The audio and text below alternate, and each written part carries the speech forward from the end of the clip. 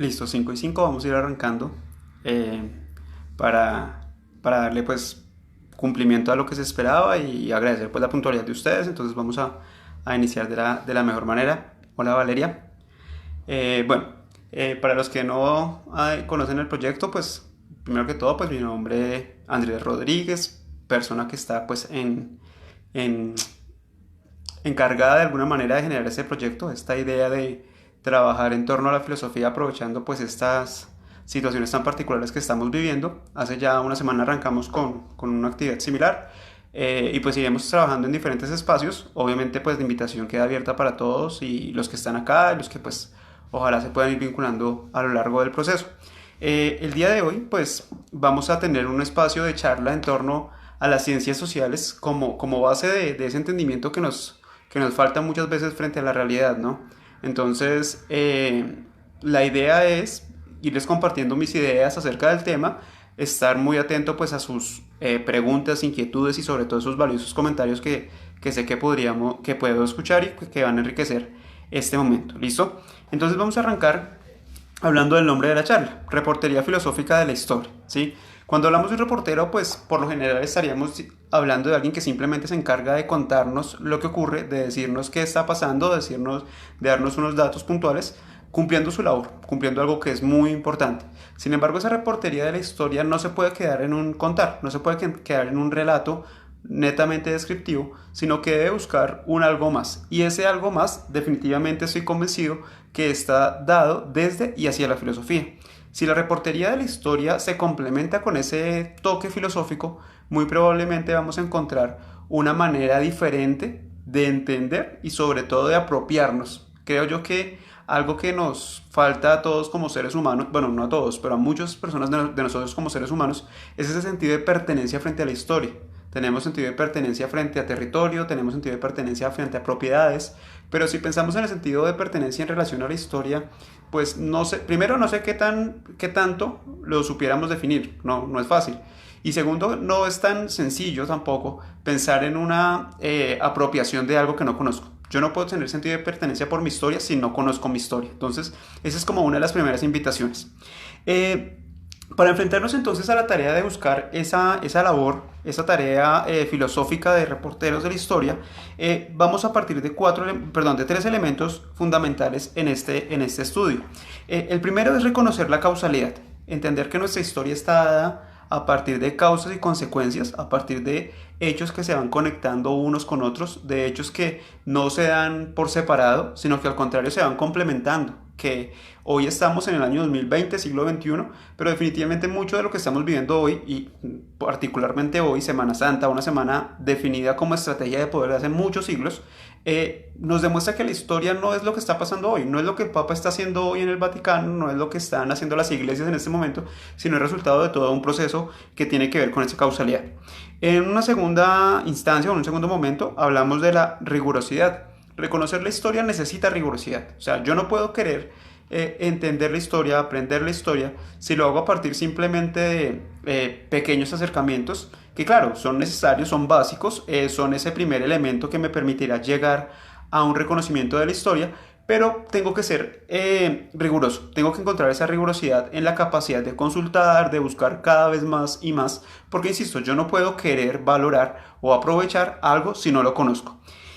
Esos son dos elementos, digamos que de una u otra manera todos los trabajamos constantemente en lo que hacemos, en nuestro diario vivir, en nuestra propia vida. Todos sabemos que lo que somos hoy somos el resultado de lo que hemos hecho un tiempo atrás.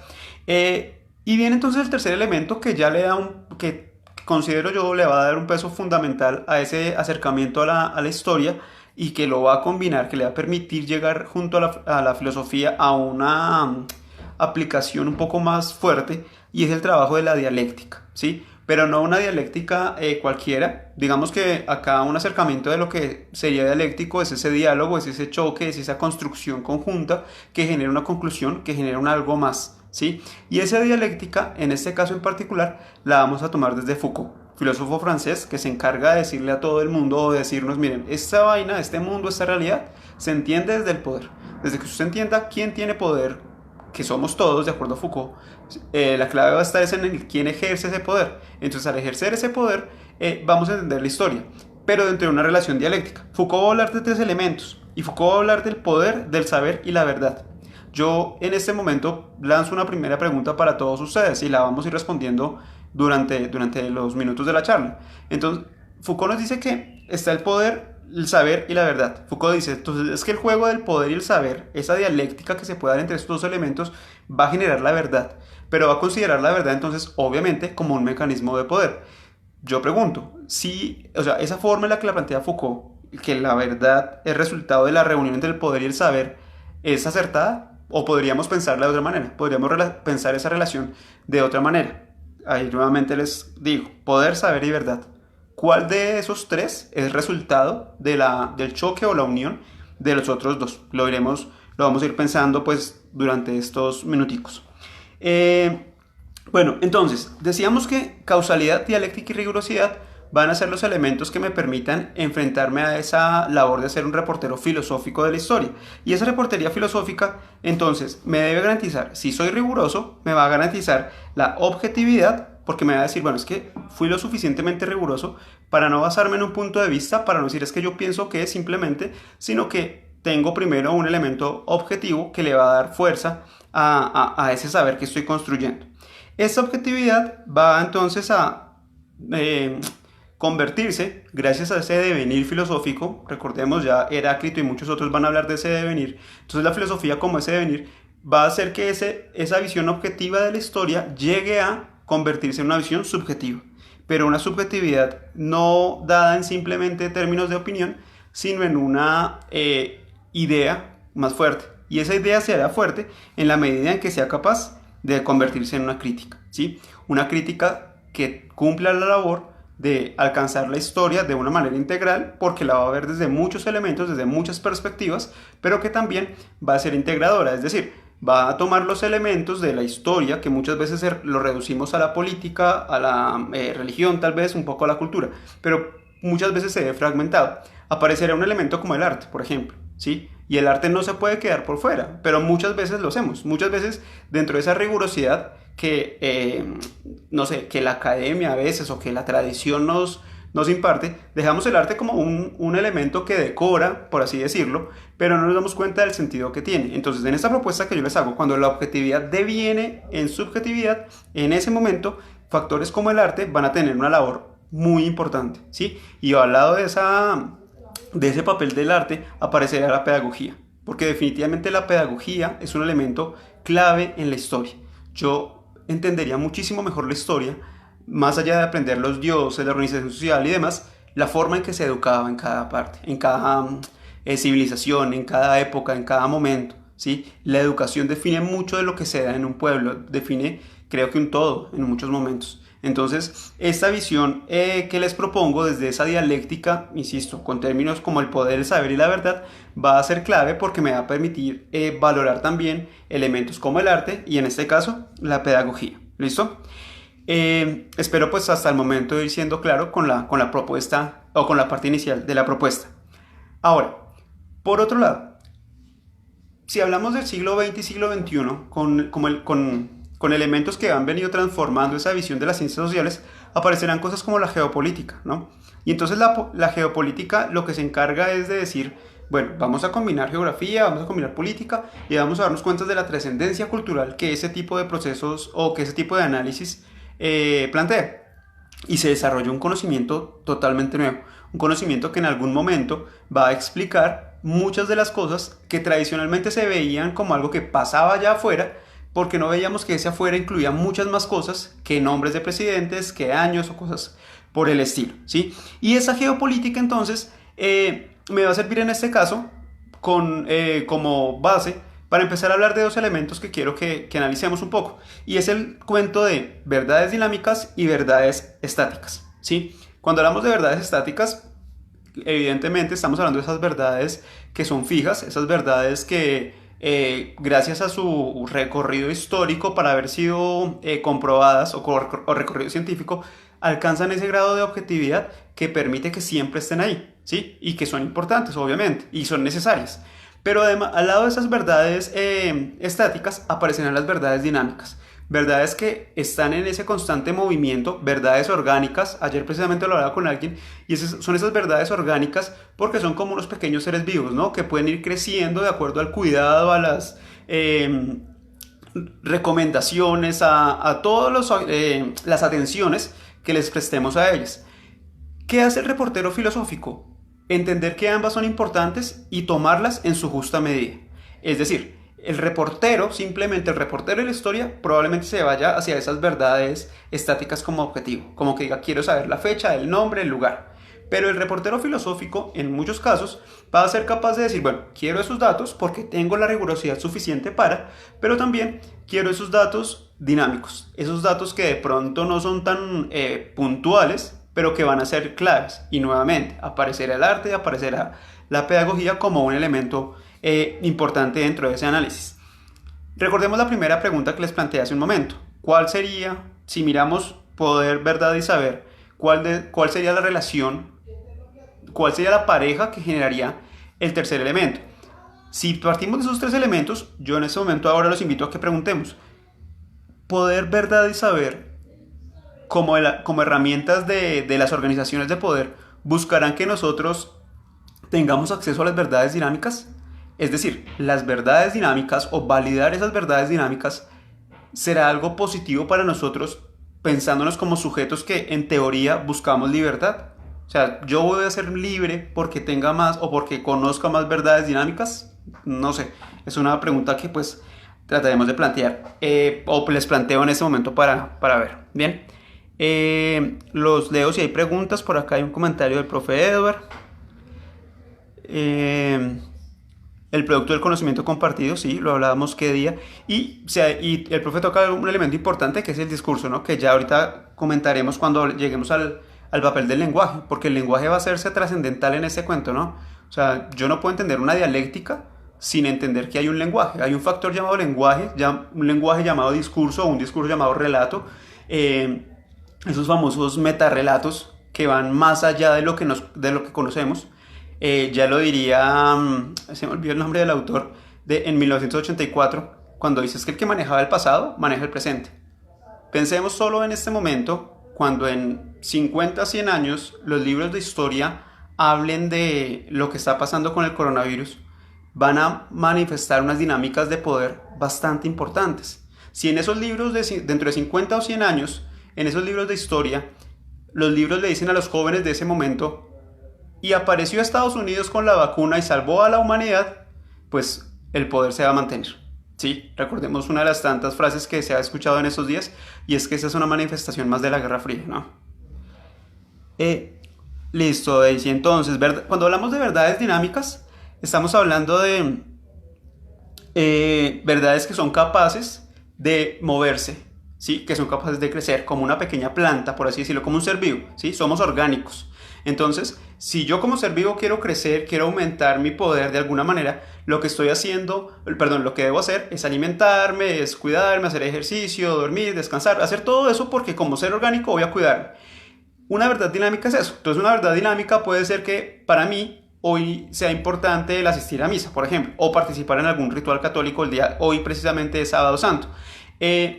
Pero es dinámico porque no es absoluto. Es dinámico porque para mí puede crecer. Y si este año, más allá de la cuarentena, me senté frente a un televisor o frente a un computador, frente a un celular y participé de alguna manera en un espacio de reflexión católica, esa verdad se puede ver fortalecida para mí.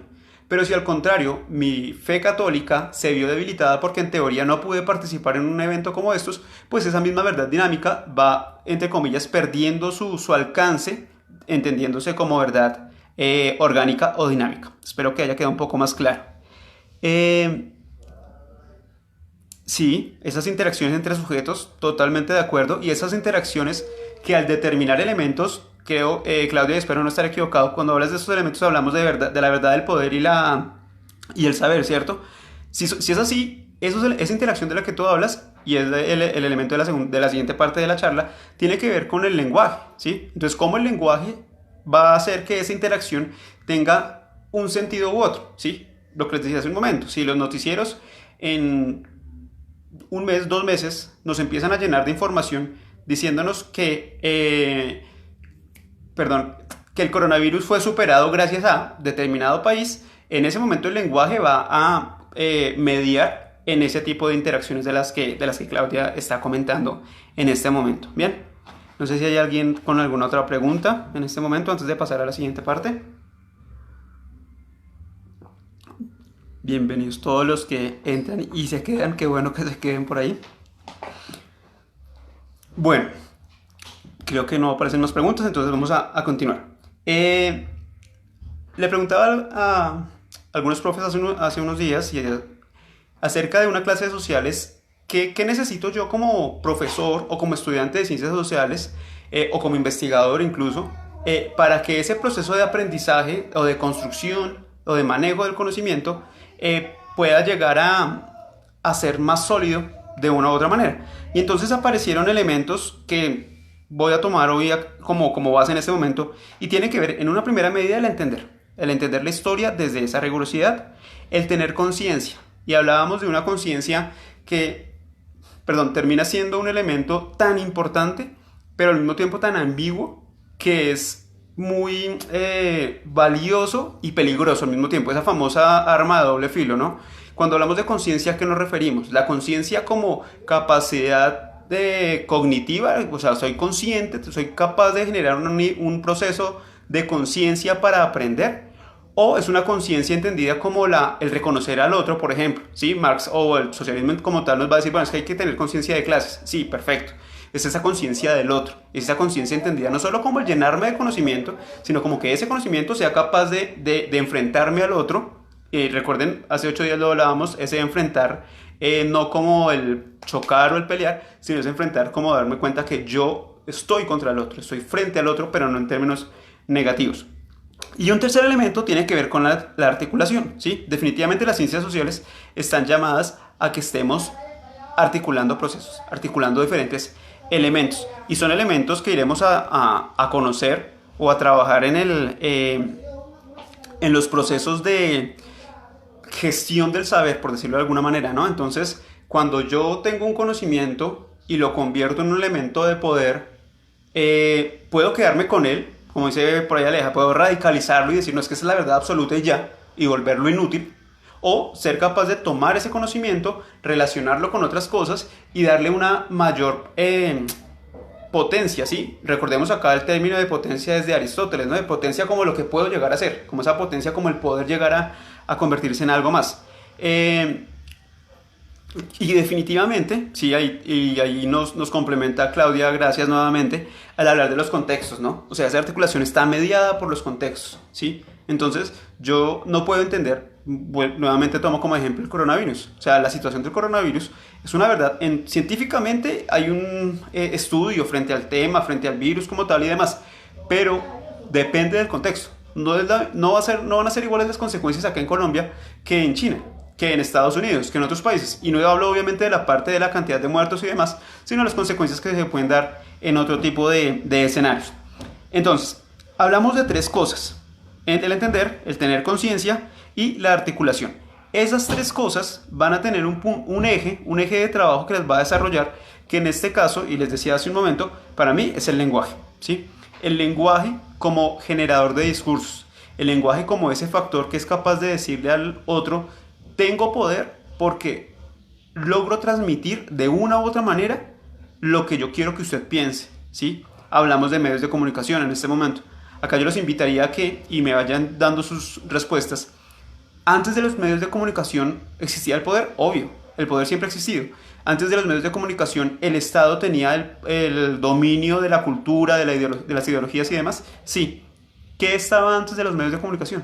¿Cuáles eran esas herramientas que utilizaban las estructuras, las macroestructuras, volviendo a Foucault, para mantener esa disciplina, para mantener ese vigilar y castigar dentro del que el hombre como especie se ha mantenido durante tanto tiempo?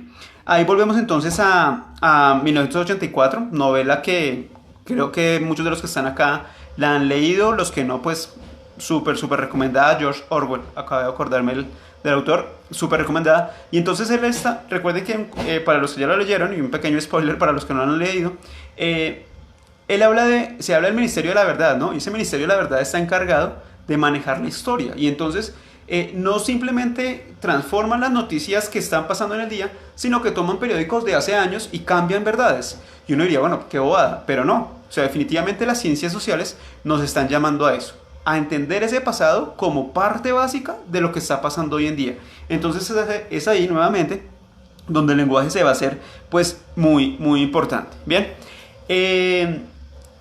nuevamente esa visión desde las ciencias sociales, entendida como el estudio de diferentes contextos, con diferentes herramientas, con diferentes formas de saber y formas de poder, pues nos van a hacer un llamado al entender lo siguiente: somos sujetos sociales, pero como sujeto social, ¿cuál es mi deber ser? ¿Sí?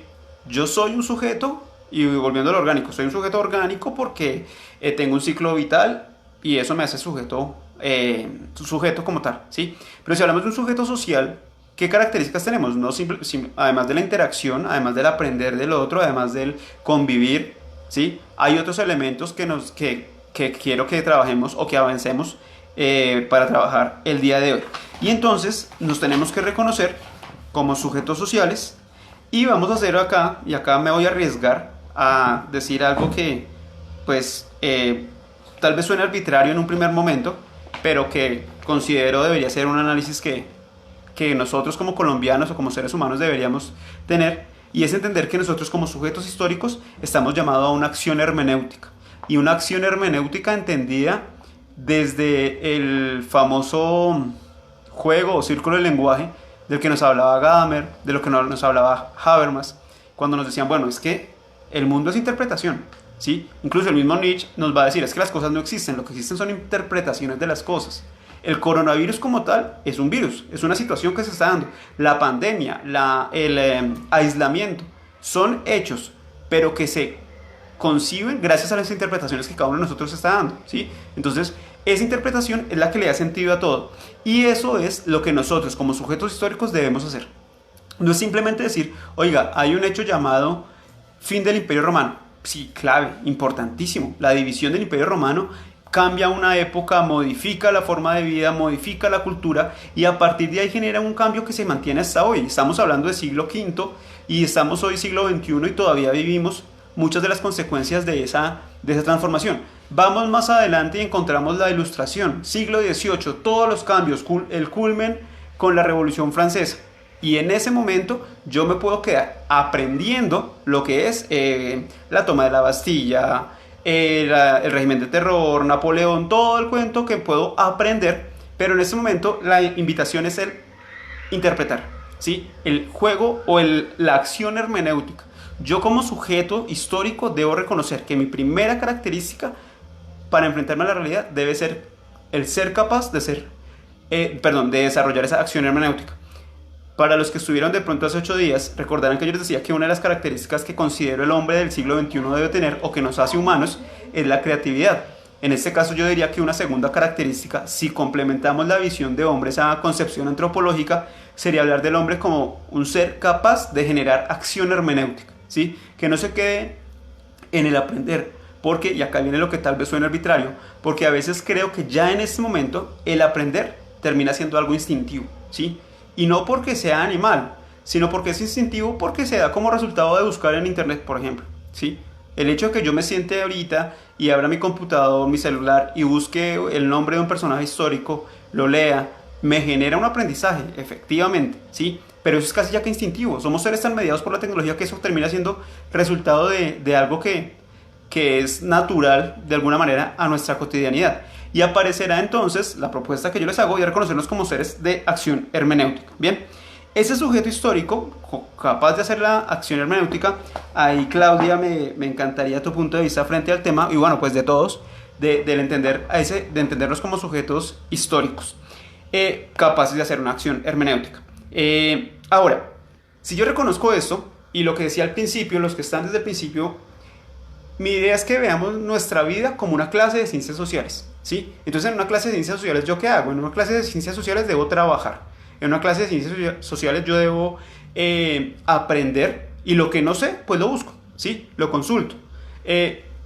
Acá esta pregunta, o acá le agradecería a Natalia también la visión de ese consultar lo que no sé. O sea, ¿yo qué hago con lo que no sé? Tengo varias opciones. Quedarme sin saberlo, ¿sí? O buscarlo. ¿Y buscarlo para qué? ¿O buscarlo cómo? ¿O por qué? ¿Sí? Si yo me enfrento a ese tipo de procesos, estoy en una clase, ¿sí? Pero una clase que nos necesita autónomos. Una clase que nos necesita con esa capacidad de ser autodidactas de alguna manera, entendiendo que el contexto nos está llenando de tanta información, que ese ser autodidactas se convierte, nuevamente vuelvo a lo mismo, a un instinto del siglo XXI, porque es natural a nosotros el aprender, ¿sí? Lo que a veces no es tan natural es el interpretar, ¿sí? Entonces, eso es algo que quería comentar en ese momento cuando hablamos de nuestra vida, o la vida de lo que es, perdón, la cotidianidad, a partir de ese poder decir, oiga, vamos a crear nuestra vida o entenderla como una clase de ciencias sociales. ¿Listo? Bueno, hasta ahí no sé si haya más preguntas. Vamos a ver si hay algún otro comentario que de pronto no haya comentado. Vamos a la redundancia.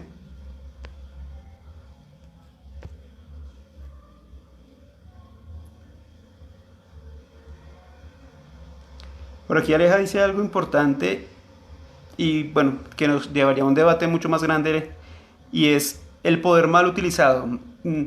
No sé, yo no sé si el poder mal utilizado, teniendo en cuenta que el poder se utiliza y ya, o sea, lo bueno o lo malo, digamos que ya corresponde a factores externos, ¿no?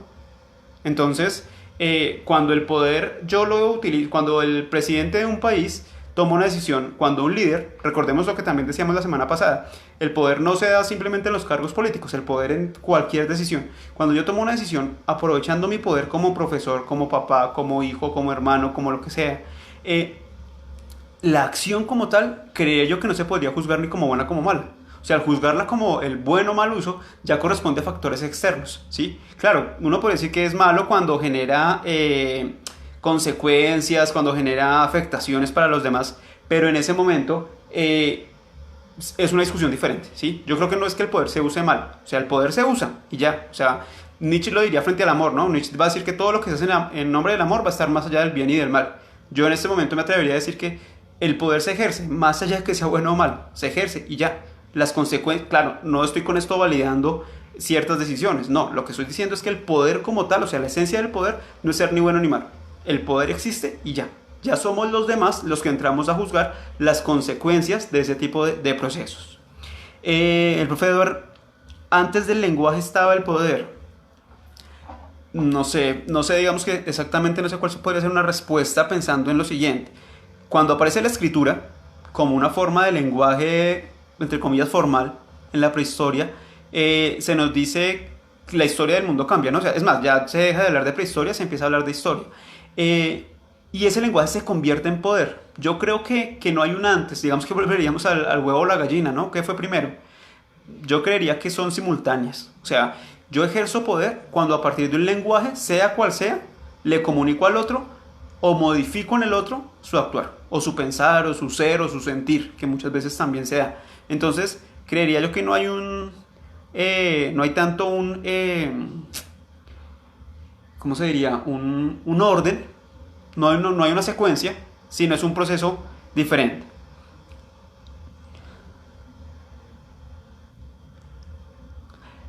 Bueno, Mauro, pues un saludo primero que todo. Y la interpretación de qué depende, yo creo que ahí depende de ese devenir en el cual estamos cuando hablamos de esa. Yo logro un grado de objetividad cuando a partir de mi rigurosidad aprendo algo, ¿no? Y al aprender, puedo hacer que esa objetividad, si yo aprendo mucho de un tema, voy a ser capaz de generar un punto de vista frente a eso. Entonces aparecerá esa posibilidad de interpretación. Efectivamente dependemos de las tecnologías y yo creo que nuevamente eso no termina siendo ni bueno ni malo. Miren en el espacio en el que estamos, ¿no? Probablemente si no tuviéramos la tecnología que tenemos en este momento, no podríamos tener este tipo de espacios. Y sabemos que no todo el mundo le da el mismo uso. Entonces creo yo que la interpretación en este caso va a depender, retomo un término que usaba hace un momento, de la potencialidad que alcancemos. Es decir, yo interpreto lo bueno o lo malo en términos de lo que pueda llegar a ser, ¿sí? O sea, a partir de esa potencialidad, a partir de esa expectativa ética, moral, política, económica. Miren lo que está pasando con todas las decisiones en torno a la pandemia, ¿no? O sea, todas se juzgan, no, pero no se juzgan simplemente desde la acción, sino desde las consecuencias. Entonces creo yo que la la interpretación dependerá de esa expectativa, de ese impacto al que tendríamos que esperar. No sé, Mauro, si queda más o menos claro o bueno, claro, no, sino ese es pues como mi punto de vista, no sé qué pienses más del tema.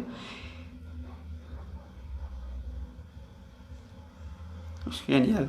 La experiencia libertaria del aprendizaje mediante la comprensión de la realidad. Perfecto. Y que yo que es una un llamado urgente, ¿no?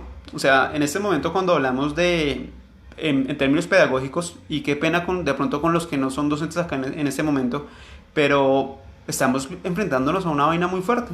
Y no fuerte en la medida simplemente que es que nos toca calificar muchos trabajos, sino es de alguna manera ver frustrada la tarea, ¿no? O sea, por más trabajos que yo deje, por más actividades que haga, por más clases como estas que trate de plantear, la experiencia de libertad que permite un salón de clases, un contexto de clase, se ve totalmente limitada, ¿sí? Entonces, el muchacho hoy necesita comprender la realidad, el muchacho necesita comprender qué es lo que está pasando, sobre todo porque es que esos muchachos son los que en 5 o 10 años van a vivir todavía las consecuencias de todo eso que está pasando, ¿no? De todas las modificaciones legales, tecnológicas, sociales, culturales que se están generando a partir de este momento. Entonces, totalmente de acuerdo, creo que es de experiencia libertaria. Ahí tendríamos que tocar un tema muy importante, y es que en una clase de sociales, cuando yo tengo como lema de mi clase de sociales, en mi clase se trabaja, o cuando yo digo en mi clase en la clase de ciencias sociales, lo que no se sabe se consulta. O sea, si usted no sabe un nombre, un tema, usted lo consulta. En ese momento me están exigiendo, ¿sí? Y ahí viene ya uno de los últimos elementos que quería tocar el día de hoy, y es la exigencia, ¿sí? En una clase de ciencias sociales yo tengo que exigirme, pero exigirme con cuidado, y exigirme con cuidado, no por bajar ritmos de exigencia, sino cuando Claudia nombra ahorita el término de libertad, tenemos que empezar a decir, bueno, esa libertad, recordemos, hace 8 días hablábamos era de felicidad, y hoy hablamos de libertad, ¿no? Conceptos bastante complicados de definir. ¿Libertad en qué sentido? ¿Sí? Recordemos que si tomamos la libertad en relación con la autonomía, por ejemplo, querrá decir una cosa. Si tomamos la libertad en términos de hedonismo, querrá decir otra cosa. Entonces, sería importante entender que esa realidad o que esa libertad depende de la exigencia que yo sea capaz de dar y de darme en este caso, ¿sí? O sea, si yo como estudiante de esta clase llamada vida real me exijo y exijo que quiero comprender la realidad, no simplemente aprenderla, sino comprenderla, en ese momento probablemente la libertad va a ser una consecuencia natural, va a ser parte de ese devenir.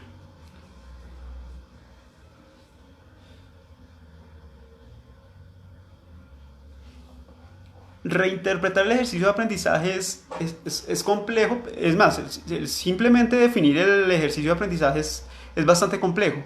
Y modificar estrategias, mediado por las estrategias de enseñanza, lo complica aún más. Creería yo que en ese proceso está el ser muy pertinente, ¿no? Aparecerán procesos de pertinencia. Esa pregunta de muchos estudiantes, de muchos de nosotros cuando estuvimos en el colegio o en la universidad, ¿y eso para qué me sirve?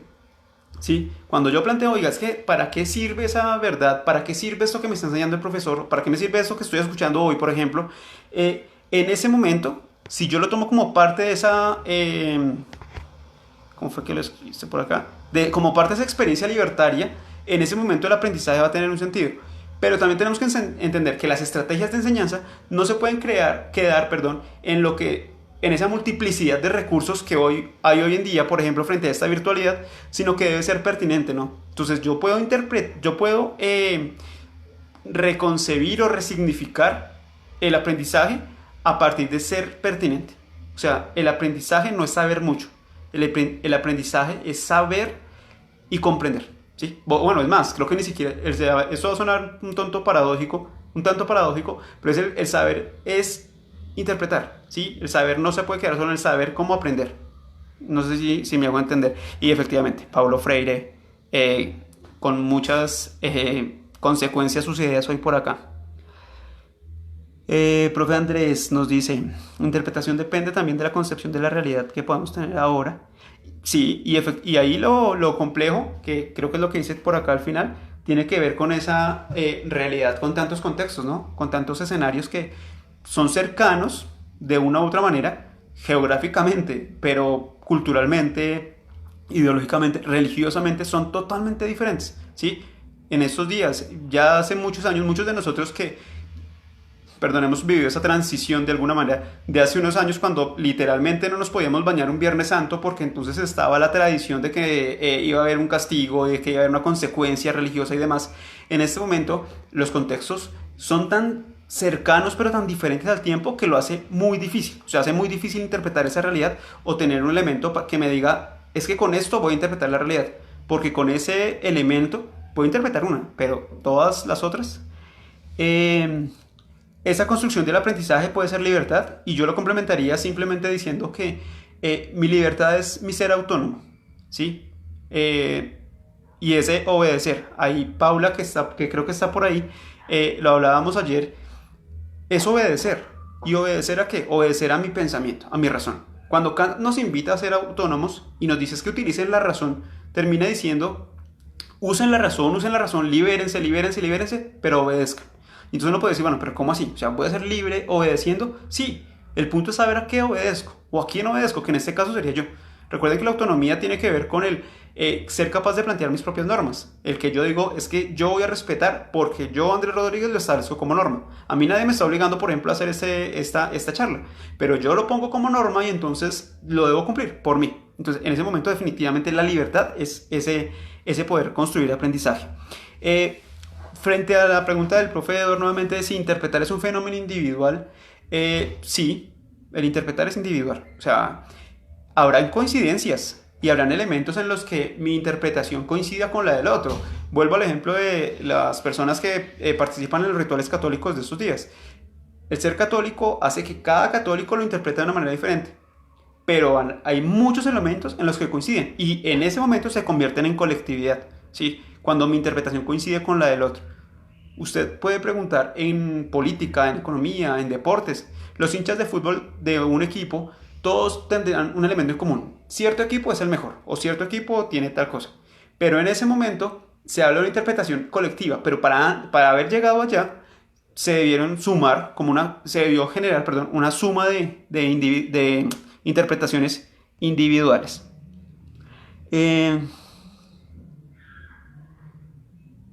Sí, total. Y es curioso que hoy, sí, insisto, siglo XXI, después de una tradición de siglos, el aprendizaje en casa se convierte en una novedad. O sea, ¿cómo así que una novedad de aprendizaje en casa? O sea, el aprendizaje en casa debería ser la esencia de la educación.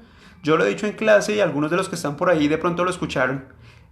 El problema en Colombia no es solo o sea, el problema en Colombia sí tiene que ver con la educación, pero el problema en Colombia está en creer que la educación está en un salón de clases únicamente. Claro, en un salón de clases tenemos el espacio y un objetivo y toda esa parte pedagógica y demás, pero la educación como tal, la educación integral e integradora de las que les hablaba ahorita en el acto hermenéutico, se da en todo momento. O sea, el joven que está hoy, el niño que está hoy en su casa, viendo cómo su papá no pudo trabajar o sí pudo trabajar o le tocó ir a trabajar arriesgando su vida, está comprendiendo la realidad, está teniendo una experiencia de vida que le está generando un aprendizaje. Entonces, sí creo que es importante y curiosísimo. A mí realmente me ha parecido muy curioso el tema, ¿no? O sea, aprendizaje en casa y es la novedad, ¿no? O sea, el aprendizaje en casa debería ser la esencia. Lo novedoso debería ser que aprenden en el colegio. En el colegio lo que hacemos es formar ciertos elementos y les damos como un nivel formal, por decirlo de alguna manera. Pero el aprendizaje debería ser en casa. Sin embargo, sí, nos lleva a reflexiones del cómo el contexto es el que genera o limita esos procesos de aprendizaje y esta enseñanza, ¿no? Porque yo creo que ya lo hemos escuchado todos, pero sigue siendo una verdad, ¿no? Siglo XXI, pero somos un país en el que el porcentaje de personas con acceso a Internet es limitado.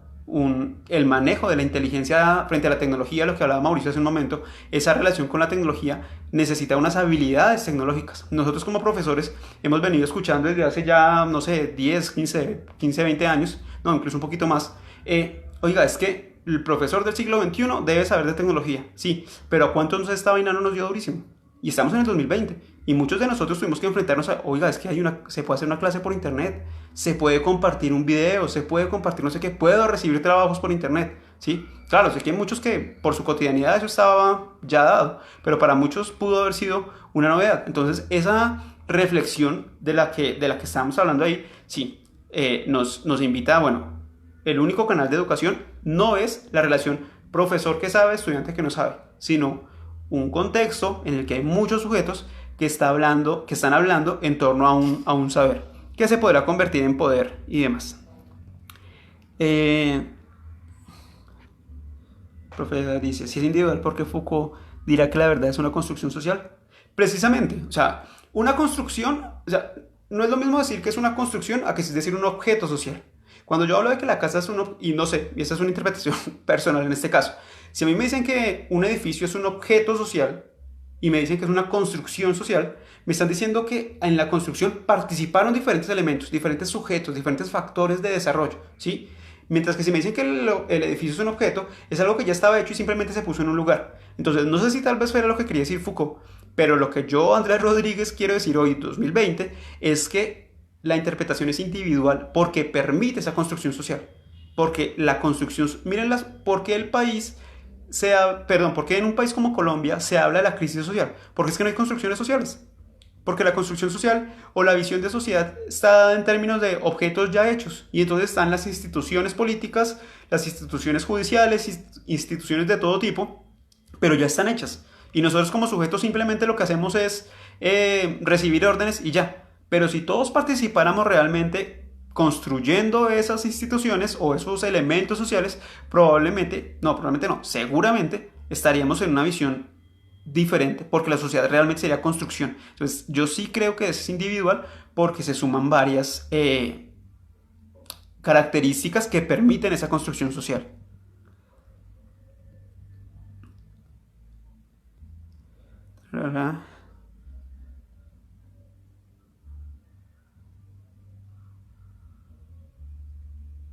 Sí, por acá. Sí, definitivamente el empoderarse, Mauro, es clave. Yo no sé y es muy complejo. Ese empoderarse es necesario, es natural de alguna manera, pero es tan difícil de evidenciar de una manera, no sé, ¿cómo sería? Articulada. Es decir, yo pues no, yo me empodero porque yo leo, yo me empodero porque yo escribo, yo me empodero porque yo escucho. Y puede llegar a ser cierto. Pero ahí viene, creo que la respuesta está en el comentario que tú haces. Cuando dices un lenguaje sin contexto, pues definitivamente no tiene sentido, ¿no? O sea, cuando se habla del lenguaje, se habla de una interpretación. Pero en esa interpretación, recuerden que en este caso no, se me escapa en este momento, pero cuando hablo de un medio, un espacio para esa comunicación, es cuando realmente ese tiene una característica de poder, ¿no? O sea, el lenguaje se convertirá en poder cuando responda adecuadamente al contexto en el que se desarrolla, ¿sí? El lenguaje aprovecha el contexto. El lenguaje saca provecho del contexto porque es capaz de modificar. Los medios de comunicación en Colombia, ¿por qué son tan poderosos? En este caso, de la manera en que lo son, porque se aprovechan del contexto que tenemos, ¿sí? Si no, voy a decir algo y discúlpenme si suena tal vez grosero en algunos casos o para algunos contextos. Pero ¿por qué la mayor cantidad de producciones de televisión tiene que ver con novelas y demás? Pues porque nuestro contexto no exige más, ¿sí? Porque nuestro contexto está tranquilo viendo novelas y noticias. Y noticias sobre todo deportes y farándula, ¿sí? Si el contexto generara otro tipo de exigencia, volviendo a la clase de sociales, por eso la exigencia es clave y va a ser clave siempre, esa exigencia como eje de acción, el lenguaje tendría que verse de una manera evolucionada, tendría que exigirse. Pero si el lenguaje encuentra un contexto donde fácilmente modifica, pues se va a desarrollar de esa manera.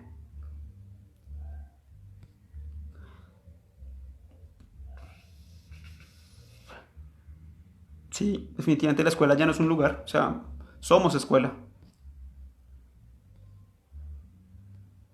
Empoderarse, sí, Mauro, el empoderarse. Sí, y hace 8 días hablábamos bueno, en esta semana estábamos hablando de la deconstrucción desde Derrida y decimos definitivamente esta vaina tiene que cambiar. O sea, bueno, esperamos, ¿no? O sea, no sabemos si se vaya a dar como todos estamos esperando. Y ahí viene el eje de discusión, creo yo, que le va a dar sentido aún más a la charla de hoy. Esto es historia, esto es un momento histórico del cual debemos aprender, del cual debemos enseñar, del cual debemos compartir, del cual debemos hacer muchas cosas. Y entonces ahí comienzo a unir muchos de los valiosos comentarios que ustedes están dando. Entonces es que cuando Mauro dice el empoderarse, cuando Claudia nos habla de la agencia humana, es de la reconstrucción, cuando el profe Edward por ahí nos pregunta acerca de la interpretación individual, cuando el profe Andrés le responde y dice, bueno, es que esa interpretación va con muchos más elementos porque sí tiene que ver con la individualidad, estamos construyendo y estamos reconstruyendo, ¿sí? Yo, nuevamente en el rol docente, si yo como docente hace, bueno, si hace 15 días estoy en mi cotidianidad de clase, y lo digo en mi caso, Andrés Rodríguez, estaría haciendo las clases común y corriente en el salón. Ahí hace unos días hubiera salido al receso de Semana Santa. Pero se da toda esta situación y entonces nos toca comenzar a buscar unas herramientas nuevas, nuevas formas de lenguaje, nuevos usos de la tecnología, un lenguaje que perdió su contexto porque entonces lo que yo sabía con un marcador y un tablero, entonces se pierde, no, debe transformarse y se transforma en el momento en el que es capaz de llegar al otro más allá de esa tradicionalidad que se mantenía. Empoderarse desde las construcciones de la agencia humana. Correcto, muy bien. Ay, ¿qué pasó?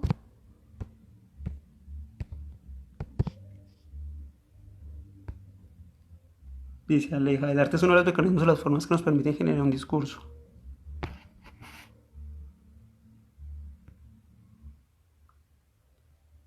Sí, efectivamente el arte, y lo decíamos al principio, cuando yo analizo historia, cuando me enfrento a la historia, tengo que hacerlo desde una estrategia capaz de abarcar todos esos elementos. Y el arte muchas veces, y los que hemos sido profesores de sociales, por una u otra razón terminamos, bueno, veamos la historia, personas importantes, no sé qué, y muéstrenme un dibujo o una imagen, ¿sí? Y en algunas ocasiones es ese arte o esa forma de manejar significados la que le da poder o no poder a otra, perdón, a una estructura social o cultural, ¿sí? O sea, yo no puedo pensar una sociedad como la egipcia sin el arte egipcio, por ejemplo, ¿sí? Porque es que son todos los significados, todo lo que hicieron termina convirtiéndose en un mecanismo de poder. Incluso ahorita podría uno pensar, bueno, en ese momento los egipcios pensaban en hacer una pirámide, un templo, una escultura, lo pensaban como una forma de expresión, como una forma de cultura. El llamarlo arte, en muchos casos, sé que nosotros los que estamos en este momento creería que no lo pensamos así, el arte no visto solo como herramienta de juicio estético, sino cultural, como un elemento de construcción que permitiría hacer muchas más cosas. Efectivamente, el arte, si lo trabajamos desde la semiótica, como dice Aleja, va a ser muy, muy, muy valioso. Profe Juan, qué bueno, un saludo también para usted. Profe Eduardo. Sí, efectivamente, el poder y el empoderamiento son diferentes, ¿no? O sea, yo creo que todos tenemos claro acá que, bueno, y acá vamos a hablarlo desde Foucault, ¿no? Desde Foucault decimos, el poder es algo que está, es algo que es. Y no vamos a ir a la discusión metafísica, pero el poder es. Ya véalo usted como verbo, como adjetivo, pero el poder es. El empoderamiento es ser capaz de ejercerlo. ¿Sí? El empoderamiento, digamos que el poder es el sujeto y el empoderarse es convertirlo en verbo. Es el convertirlo en un quehacer, en una realidad, en un algo que tiene una proyección. En ese momento el empoderarse definitivamente se convierte en algo diferente, ¿sí? Todos tenemos, yo no sé si todos tengamos poder, o sea, el poder está al alcance de todos, eso es evidente, pero no lo tenemos si no lo aprovechamos, sencillo. Yo doy un ejemplo en clase, tengo 40 estudiantes sentados frente a mí y los 40 tienen el poder en teoría de aprender algo de lo que yo pueda llegar a estar diciéndoles. Pero de esos 40 hay 20 que deciden pensar en la hora del almuerzo y entonces no van a aprender, entonces no se empoderaron. Tampoco tuvieron poder, ¿sí? Lo que hicieron fue estar ahí, estar en medio del poder, pero no aprovecharlo, no conseguirlo, no proyectarlo. Entonces se estaría perdiendo. Entonces, no sé, y ahí sí, profe Edward, sería tema de una discusión bastante compleja. Pensar en que todos tenemos poder, no, todos tenemos acceso al poder, porque el poder está, el poder es. Pero ejercerlo, como usted nos dice allí, efectivamente el poder se debe ejercer, no todos lo ejercemos. Un alto en el camino, sí, reinterpretarnos, sí, y nuevamente, ¿no? La clave ahí vuelve a ser la misma. Somos reporteros de la historia, entendiendo esto como historia como actualidad, historia como ayer, historia como hoy, las 6 de la tarde, como mañana, eso es historia, y es una historia que tenemos que reinterpretar o interpretar, ¿sí? Y bueno, y ahí vendríamos a una frase que se me escapa y no sé si alguien me pueda colaborar, pero alguien decía, con total razón. La historia la cuentan los ganadores, ¿no? Y al contarnos la historia, nos han generado criterios estéticos, éticos, morales, antropológicos, culturales, de todo tipo. Porque de todo tipo nos han venido contando lo que pasó hace algún tiempo en el cual nosotros no podemos comprobarlo. Entonces, si lo creemos, nos quedamos con esa interpretación. Si lo reinterpretamos, estamos generando niveles de comprensión que, vuelvo a lo que decía al principio de la charla, nos permitiría acercarnos a un sentido de pertenencia histórico, que es algo que nos falta. Sebastián Martínez, ¿cómo vamos? Un saludo. Sí, el arte es un elemento intersubjetivo de construcción social que está muy ligado a la identidad y la cultura de cualquier sociedad. Sí, yo frente al comentario estoy totalmente de acuerdo que es intersubjetivo. Más que estar ligado, creo yo, es base de, ¿sí? O sea, el arte al ser un elemento de expresión es base de la identidad. Claro, ahí podríamos volver al ciclo. Entonces, ¿cómo es la relación? ¿La sociedad crea el arte o el arte crea la sociedad? No sé, podríamos como caer en una especie de círculo. No lo veo como algo nocivo, es algo real, pero es importante. Efectivamente, el arte es como una de las bases claves para este reconocimiento de lo histórico. Entendiendo lo histórico ya no simplemente como un conjunto de hechos o personajes, sino como toda una construcción. Quería retomar algo que se comentaba hace un momento, y es el cuento de la individualidad, ¿no? Entonces, lo individual tiene que ver con aquello que soy capaz de formar en mí, pero no para mí, ¿sí? Sino lo formo en mí y no entendiendo que el otro sea mi prioridad, sino que yo soy ser social porque vivo con los demás, ¿no? Y en ese vivir con los demás aparecerán cosas como el lenguaje, el poder, el saber, la verdad, la famosa verdad. Esa verdad dinámica, esa verdad estática, perdón, o esa verdad que hace parte de la realidad en la que estamos. No sé acá y sería otro, yo sé que podríamos generar un debate frente al tema, ahí vendríamos a hablar, bueno, ¿es una realidad o son varias realidades? Profe Andrés nos dice, exacto, el lenguaje se transforma y se reinventa. Sí, y creo que hay algo que es importante ver también, y es que ese empoderarse, cuando se genera de una forma nociva, se genera a partir de una palabra que tristemente, y hoy Colombia otra vez es un ejemplo trágico de eso, el aprovecharse las necesidades, ¿no? Aprovecharse las necesidades que existen y crear necesidades casi que absurdas en algunos casos, ¿no? Entonces, nuestro ser vivo, nuestra parte orgánica, no necesita un celular para sobrevivir. Pero culturalmente, socialmente, solo imaginémonos, ¿qué sería esta cuarentena sin un celular? O sea, si no tuviéramos un acceso a internet, por ejemplo. ¿Sí? Claro, sobreviviríamos probablemente porque nuestro cuerpo no lo necesita. Pero son muchos los elementos que hacen que el que tiene un celular hoy tenga cierto nivel de poder. ¿Sí? Y ahí es lo que dice el profe Andrés, porque el lenguaje se transforma, ¿no? O sea, el discurso ya no es que usted puede tener un celular, no, usted debe tener un celular, ¿sí?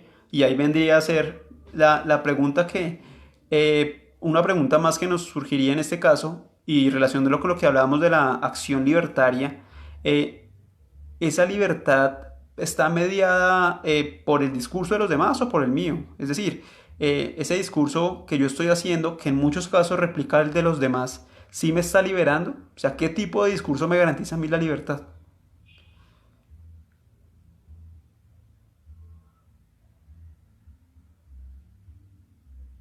Sí, efectivamente nosotros no hablamos eh, de una verdad inventada por mí y por mí solo y yo solo por allá en un lugar alejado del universo me encontré mi propia verdad. No, obviamente hay una interpretación de algo que ya dijo alguien más, de un trabajo que hizo alguien investigando, consultando y demás, pero soy yo el que establece criterios de validez para una u otra cosa. Es decir, yo recibo mil teorías y nuevamente, con el mayor de los respetos, Semana Santa, yo encuentro 20.000 interpretaciones frente a estos días, ¿sí? Pero soy yo el que decide qué tomar o qué no tomar de esas construcciones, de esos elementos sociohistóricos de los que el profe habla, para poder generar una verdad. Evidentemente, no estoy hablando de una individualidad extrema, por así decirlo. No es que estoy por allá solo y soy un individuo y allá el ermitaño y soy un Zaratustra que encontró mil verdades. No. O sea, incluso, ni siquiera Zaratustra, porque Zaratustra encuentra verdades a partir de la negación, ¿no? O sea, de la negación de muchas cosas. y de la dinamización de otras. Creo que Zaratustra es uno de los mejores ejemplos para explicar esa resignificación de la verdad. Cuando se hablaba ahorita del resignificar ese hogar, del volver a la casa, de tener esa pausa para revisar lo que somos, cómo enseñamos, cómo aprendemos, es una prueba de lo que quiero más o menos decir con esa individualidad. No es una individualidad extrema, es una individualidad que es capaz de tomar, de entender lo que hay a su alrededor y crear una percepción personal. Bien, aunque creo que es un tanto redundante porque pues cualquier percepción es individual. ¿Listo? Bien, ¿quién más? No sé si hay alguna otra pregunta por ahí. Para ir ya cerrando pues de mi parte, algunas conclusiones o algunas ideas como fundamentales, sobre todo para aquellos que de pronto no pudieron estar desde el principio. Reportería filosófica de la historia. Tenemos que ser reporteros de la historia, pero reporteros filosóficos. Sí, reporteros filósofos, que seamos capaces no simplemente de quedarnos diciendo la historia fue así o es así, así, así, así y ya, sino que seamos capaces de interpretarla.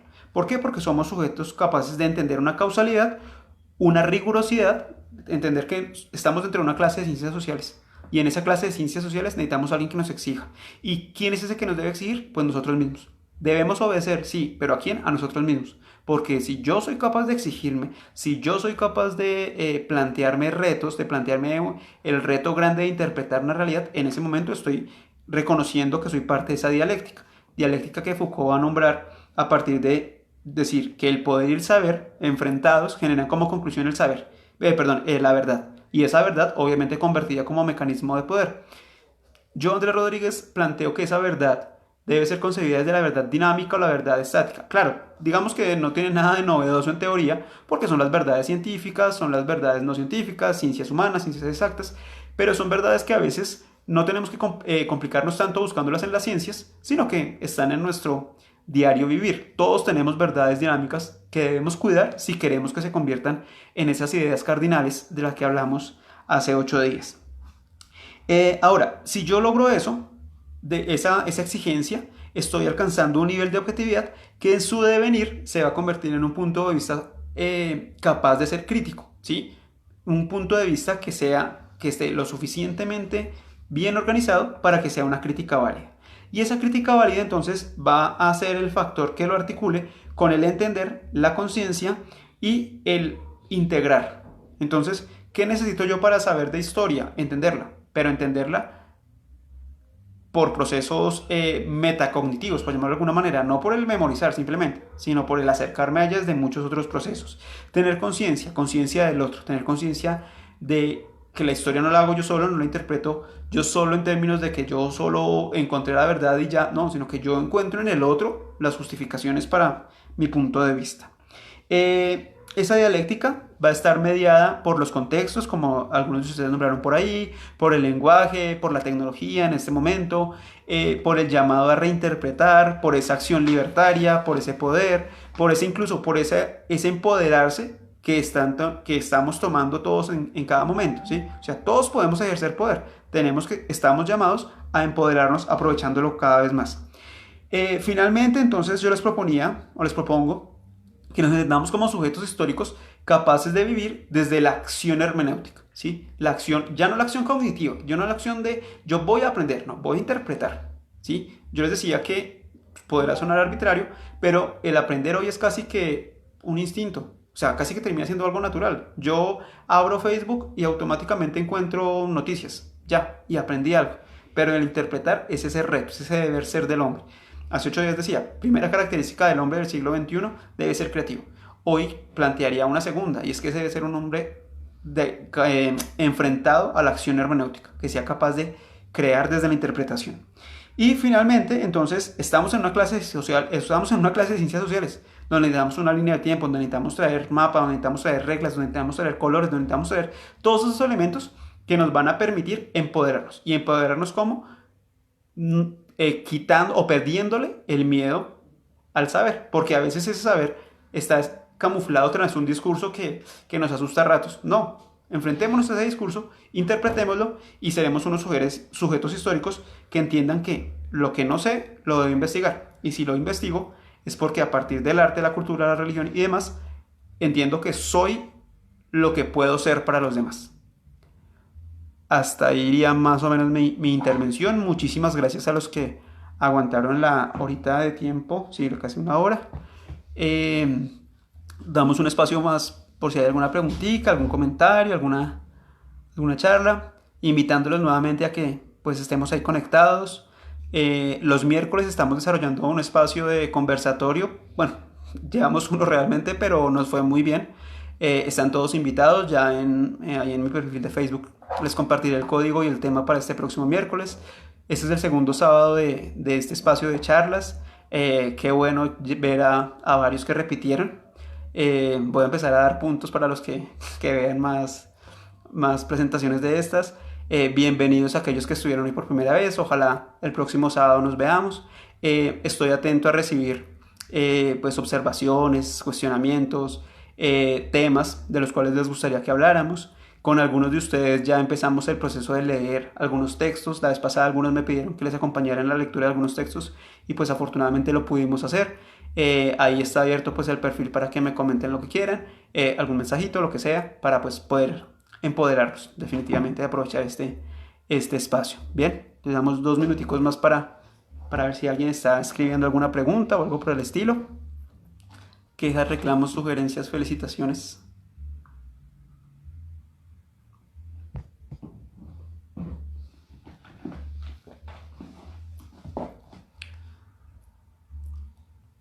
Bueno, creo que no, creo que ya ahí daríamos por concluida la charla. Igual ya en un momento compartiré el video pues para aquellos que no lo escucharon todo, para que pues ojalá lo podamos observar e insisto, seguir aprendiendo entre todos. Bueno, un abrazo a todos, que estén muy bien, muchas gracias por su tiempo.